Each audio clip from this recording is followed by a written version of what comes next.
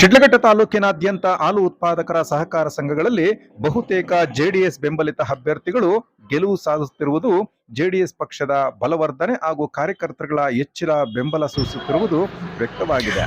ಶಾಸಕ ಬಿಎನ್ ರವಿಕುಮಾರ್ ಸಹ ಸಂಘ ಸಂಸ್ಥೆಗಳನ್ನ ಗೆಲುವಿಗೆ ಒತ್ತು ನೀಡುತ್ತಿರುವುದು ಇದಕ್ಕೆ ಸಾಕ್ಷಿ ಎಂಬಂತಿದೆ.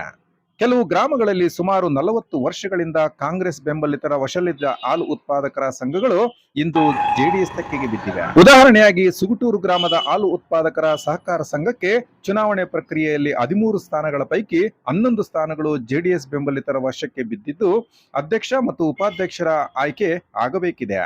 ನಿರ್ದೇಶಕರಾಗಿ ಮಂಜುನಾಥ್, ನಾರಾಯಣಗೌಡ, ವೆಂಕಟೇಶ್ ಗೌಡ, ರಘು, ಗೋಪಾಲ್, ನಾರಾಯಣಸ್ವಾಮಿ, ಮುನ್ರಾಜು, ನಾಗರಾಜು, ಪಿಳ್ಳಪ್ಪ, ನಾಗರತ್ನಮ್ಮ, ಮುನೇಗೌಡ, ಚೌಡಮ್ಮ, ಸೀನಪ್ಪ ನೂತನವಾಗಿ ಗೆದ್ದ ನಿರ್ದೇಶಕರುಗಳು ಶಾಸಕ ಬಿಎನ್ ರವಿಕುಮಾರ್ ಸ್ವಗೃಹದಲ್ಲಿ ಸನ್ಮಾನಿಸಿ ಗೌರವಿಸಿ ಎಲ್ಲರಿಗೂ ಶುಭ ಕೋರಿದರು.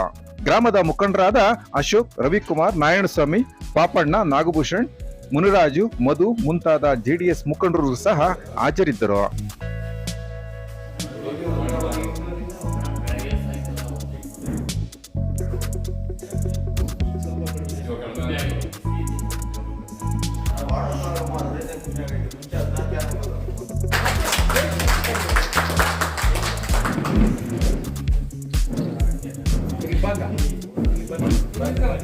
ಇಲ್ಲ ಮುಂದೆ